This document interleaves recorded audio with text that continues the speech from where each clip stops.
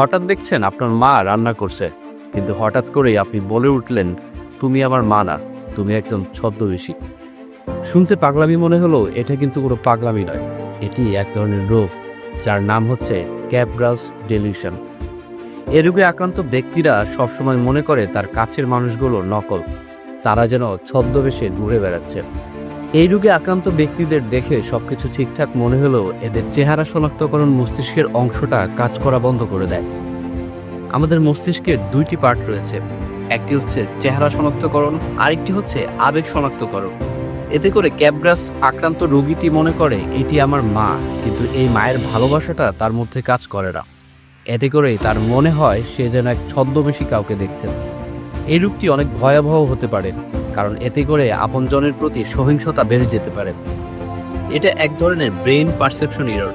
চোখ বলে এই মানুষটি আমার পরিচিত, কিন্তু মন বলে ওঠে এটি একজন নকল মানুষ। যখনই চোখ আর আবেগের মধ্যে সংঘর্ষ সৃষ্টি হয়, তখনই তৈরি হয় ক্যাপগ্রাস ডেলিউশন রোগটি।